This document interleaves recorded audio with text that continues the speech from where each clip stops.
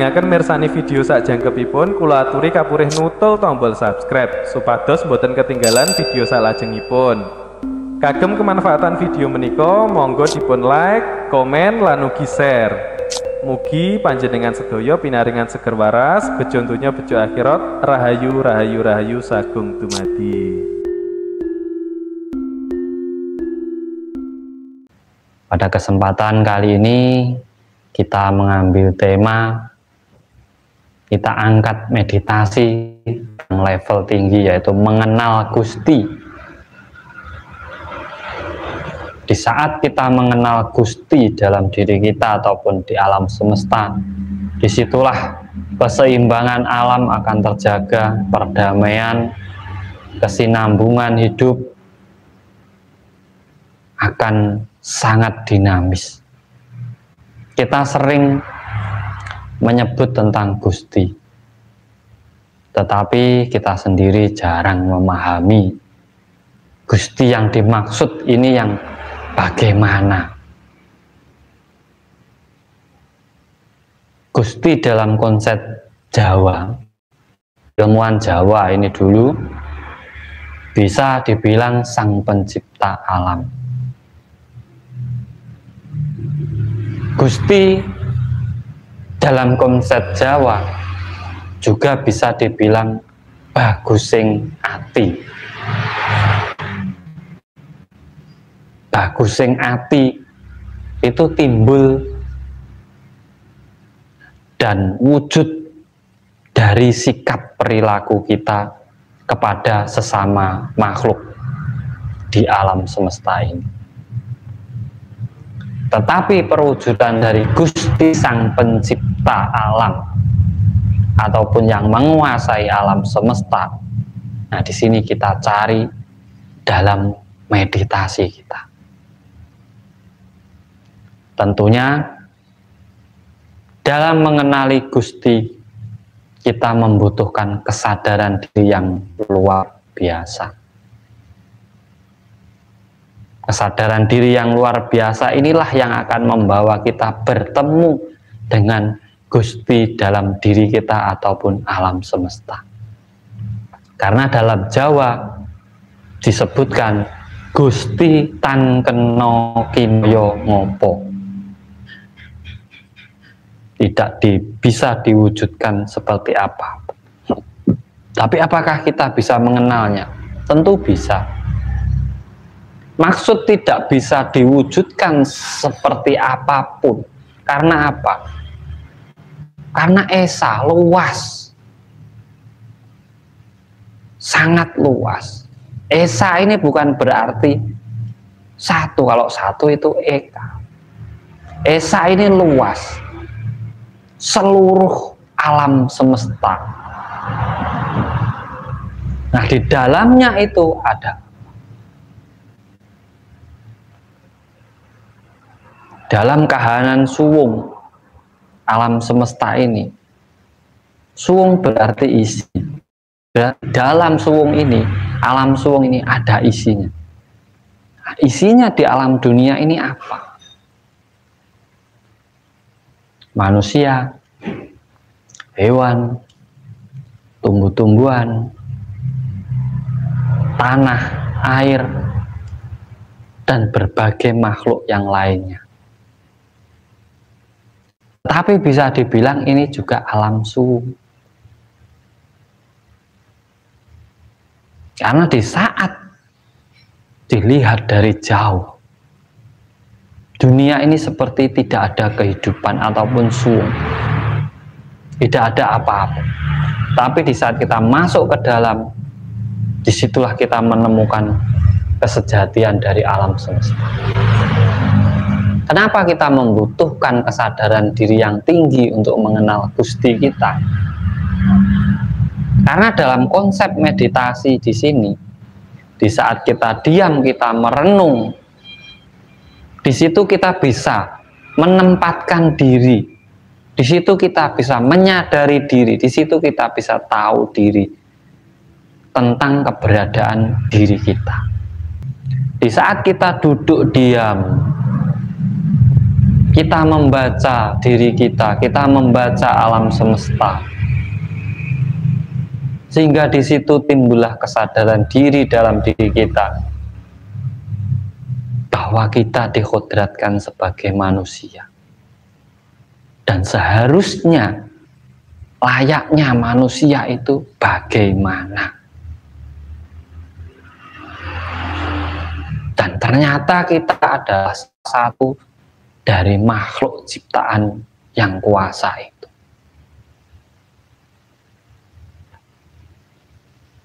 Setiap makhluk yang diciptakan itu membawa tugas masing-masing, memiliki tanggung jawab masing-masing.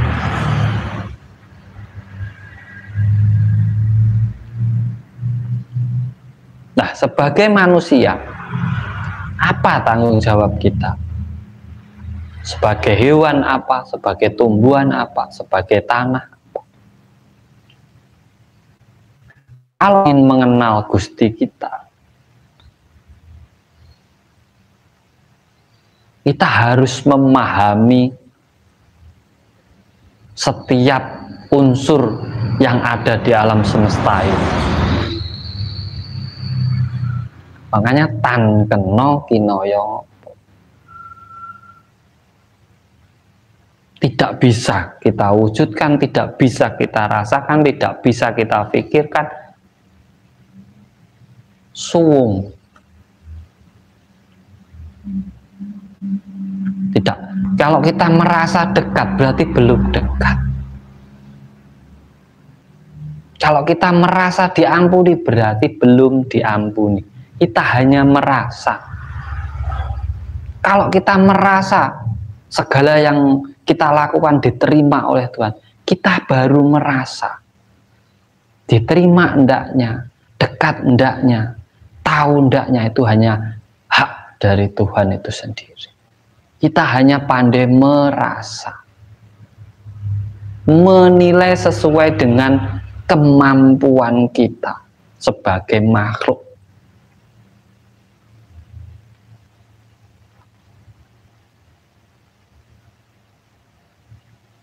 Di saat kita diam, ada seluruh makhluk alam semesta di sekeliling kita. Di situ kita menyadari bahwa diri kita dengan yang lainnya ternyata tidak bisa terpisah. Saling menghidupi, saling bertergantungan, saling membutuhkan. Bahkan di saat salah satu hilang, maka rantai kehidupan akan terputus. Disitulah kesadaran diri kita seharusnya timbul, bahwa kita tidak bisa hidup sendiri. Sehebat-hebat manusia, sekuat-kuat manusia, sesakti-sakti manusia, tetap membutuhkan orang lain.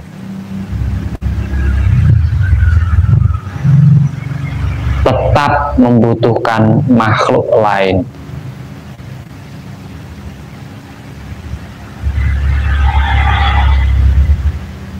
Monggo buat dulur-dulur semuanya di sini kita sharing, kita berbagi, kita sinau bareng, kita belajar menggali misteri di kehidupan ini.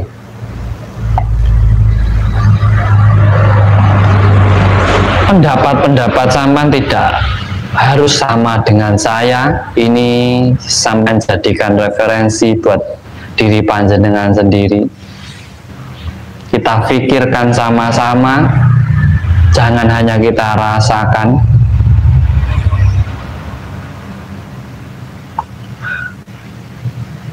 Gini mas, ada yang bilang Gusti manggon ono ing ati. Manggon ning ati iku papan manggoning rasa.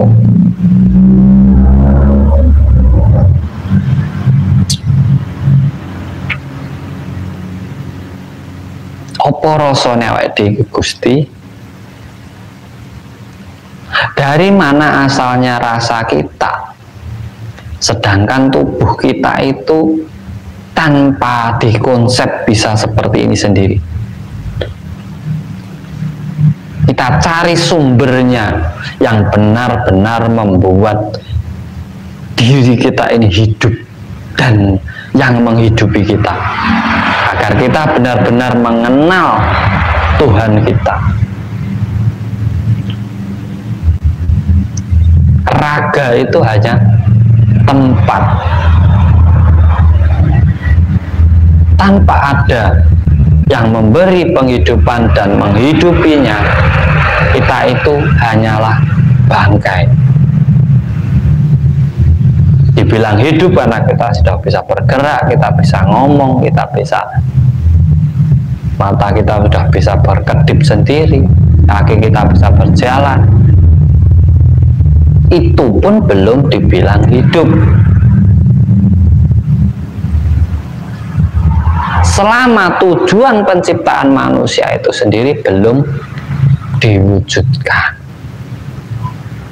Terus sebenarnya apa Tuhan menciptakan manusia itu untuk apa? Tugasnya apa?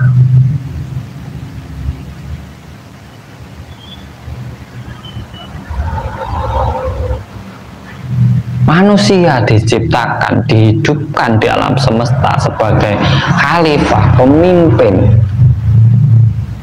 pengatur, pemelihara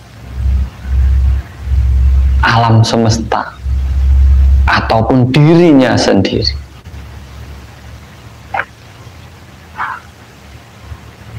Tetapi manusia memiliki kelemahan yang luar biasa, yaitu tidak bisa hidup tanpa makhluk lain. Tetapi diberi kelebihan, yaitu energi pikiran ataupun pola pikir ataupun cara berpikir yang luar biasa, sehingga dari pola pemikirannya itu bisa menata kehidupan, bisa mengatur kehidupan, bisa menjadi alat Tuhan untuk menyampaikan rahmatnya kepada yang lainnya. Kok bisa, Mas? Sebagai contoh,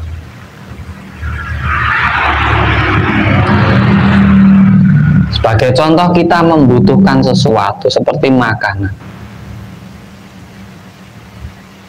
Kita berdoa kepada Tuhan. Apakah semata-mata Tuhan langsung menurunkan dari langit makanan itu? Tidak. Terkadang manusia itu sendiri menjadi alat Tuhan menyampaikan kepada yang berdoa itu. Itu harus kita sadari, harus kita pahami.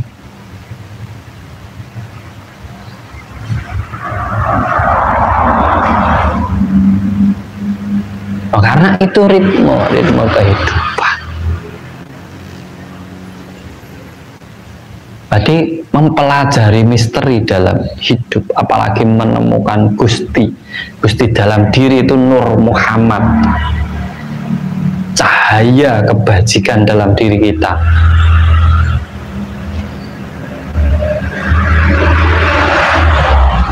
Kebajikan, bukan kebaikan, kebajikan.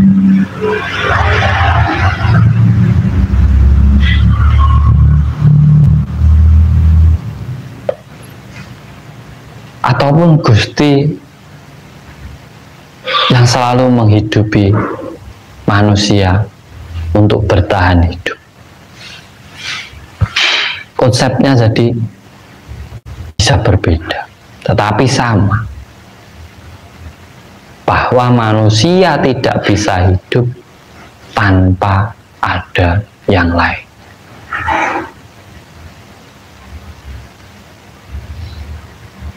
Tetapi setiap manusia itu diberi kekuasaan, tetapi tetapi terbatas. Manusia tidak akan pernah bisa menguasai dunia. Karena apa? Kekuasaan manusia itu terbatas dengan daerahnya masing-masing.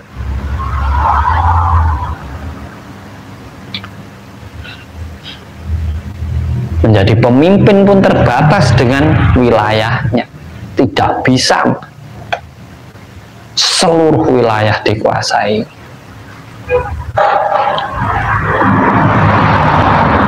Cara membuat Tuhan tersenyum, kita ambil contoh yang simpel saja, biar mudah dipahami, mudah dicerna.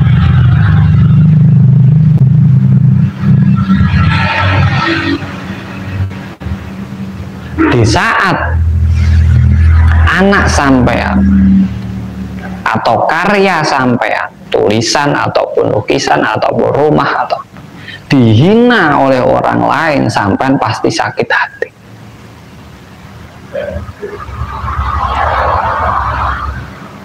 Pasti sakit hati.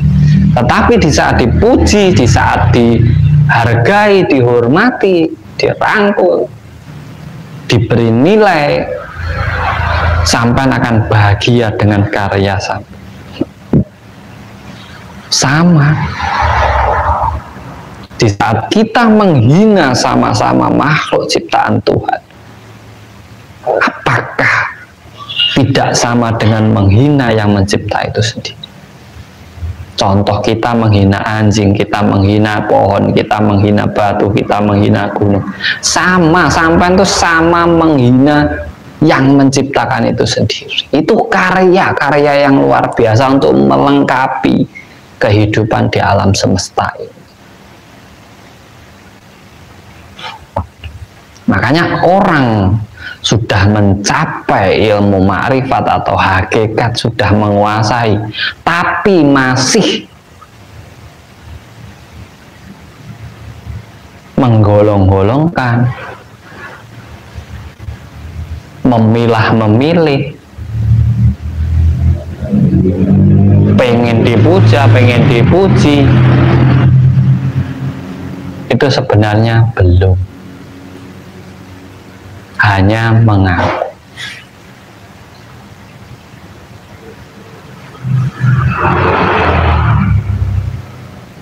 Karena puncak dari kehidupan, di saat kita menemukan arti perjalanannya adalah kita ini ternyata bukan siapa-siapa. Kita tidak memiliki apa-apa, kita tidak bisa apa-apa.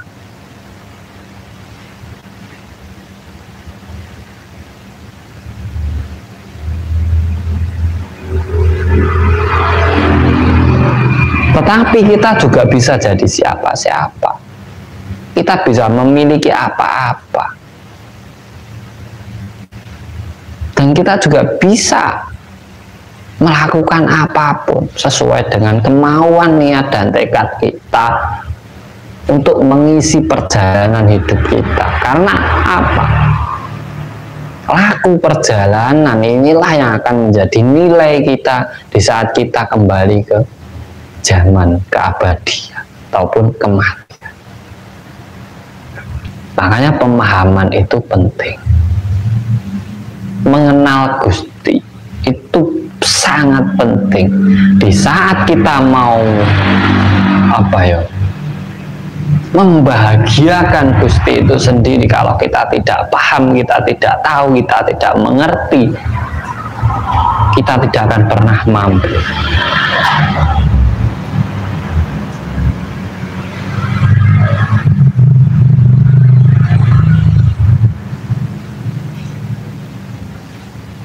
Apa dengan tingkahmu Tuhan pasti bahagia? Kita pun juga tidak bisa memprediksikan seperti itu.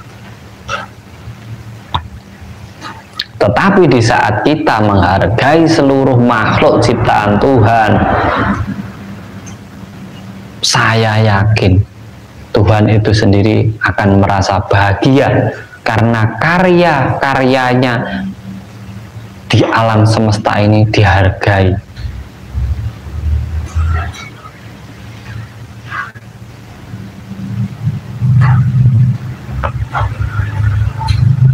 Ini yang harus kita munculkan dalam diri kita. Dalam kehidupan kita, kita tidak bisa memaksakan kehendak kita. Kita tidak bisa menilai orang lain ataupun makhluk lain. Karena setiap makhluk yang diciptakan itu membawa manfaat sendiri-sendiri, membawa manfaat bagi yang lain. Disitulah kita harusnya menghargai, menghormati, melindungi, menata, melestarikan, menjaga untuk kelangsungan hidup kita. Di saat manusia atau sudah berulah, alam pun akan berulah. Karena apa? Kita ini adalah jagat gede dan dunia seisinya ini adalah jagat cilik. Kenapa saya bilang begitu? Seluruh isi dunia itu masuk dalam diri kita.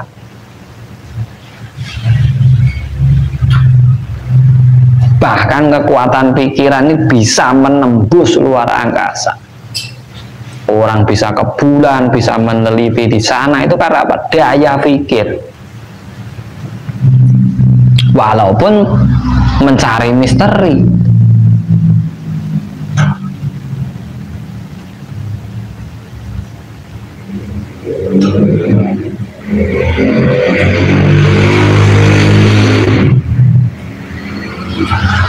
Terus apakah kalau kita sudah mengucapkan sesuatu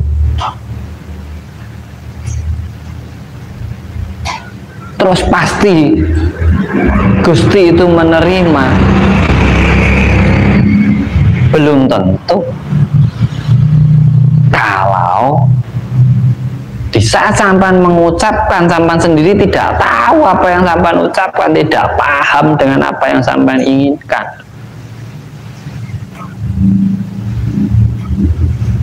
Meditasi itu di situ loh, menyadari diri. Nggak usah ribet lah. Pernapasannya harus gini mah. Apa itu harus fokus di dada, harus fokus di bagian tertentu, harus cakranya sudah terbuka atau belum, kundalininya aktif atau belum. Orang kalau sudah hidup cakra dan kundalininya, saya jamin aktif.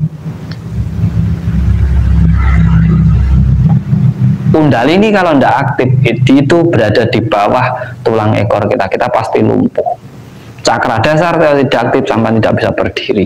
Cakra sek kalau tidak aktif sampean tidak mempunyai niat dan tekad dalam hidup, sampean akan lumuh selanduwe gayuan. Cakra perut, cakra jantung kalau sampean belum aktif, sampean tidak memiliki nafsu. Cakra tenggorokan kalau tidak aktif, sampean tidak bisa mengaplikasikan cakra tiga dalam diri kita ini. Cakra dasar, cakra sek, cakra perut, cakra dada ini tidak sampai aplikasikan lewat suara, sampai lewat ucapan sampai. Cakra sena kalau tidak aktif sampai tidak bisa berpikir. Cakra mahkota kalau aktif sampai tidak akan pernah bisa menyelesaikan masalah apapun. Dipikir kembali, sudahkah cakra kita aktif? Aktif semua.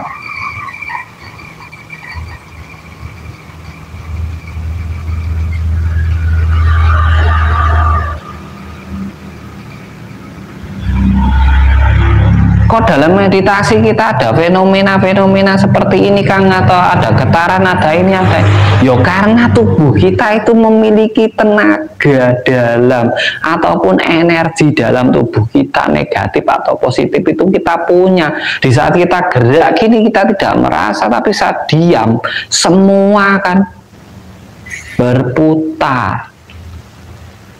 Akhirnya timbul itu energi, gerakan, getaran. Nah, di saat meditasi fokusmu itu apa dengan energi itu, atau sampai itu mau menyelaraskan diri sampai dengan alam. Padahal tujuan dari meditasi awal itu adalah mengenal Gusti. Karena meditasi atau semedi atau nyepi itu adalah salah satu cara ibadah orang Kapitayan dulu. Nah, meditasi itu bisa untuk mendapatkan solusi dalam hidup kita di saat kita diterpa masalah. Bisa merubah dari rasa sedih menjadi rasa bahagia, bisa merubah kita yang sudah down, sudah merasa terpuruk menjadi semangat kembali. Kita mengolah diri kita sendiri dalam meditasi itu.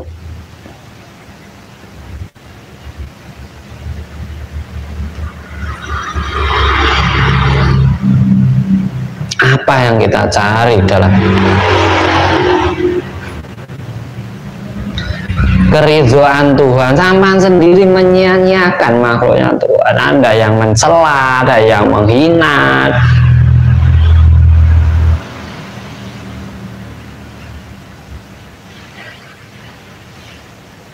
Bagaimana bisa mendapatkan itu?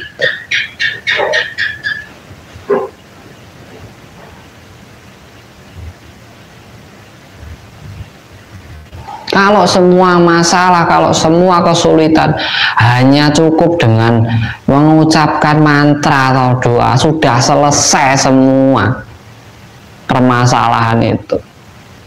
Nggak ada masalah, nggak ada orang sakit, nggak ada orang miskin, nggak ada orang susah. Cukup berdoa selesai. Tapi ini kita kan harus dipakai loh, Mas. Jadi buat panjenengan semuanya, apabila kata-kata saya kurang berkenan ataupun menyinggung perasaan jenengan semua, saya mohon maaf yang sebesar-besarnya. Tetap meditasi dengan kesadaran diri, berpikir dan merasa itu penting, tetapi secukupnya saja, sepantasnya saja, tidak usah berlebih-lebihan ataupun tidak usah dikurang-kurangi, sebutuh kita saja. Agar apa? Kita memahami diri kita, kita bisa membaca diri kita, kita bisa membaca alam semesta, kita membaca sekitar kita, kita bisa merangkul sama-sama.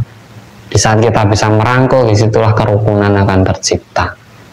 Tidak akan ada perbedaan, tidak akan ada pembatas antara satu dengan yang lainnya, dan tidak ada lagi saling menghina, saling berdebat, saling menggolongkan satu dengan yang lainnya. Dari saya, terima kasih buat teman-teman semuanya. Semoga bermanfaat. Kalau ingin konsultasi langsung, ada WA saya di deskripsi. Terima kasih buat teman-teman semuanya. Salam cerdas, salam rahayu, rahayu, rahayu sagung dumadi.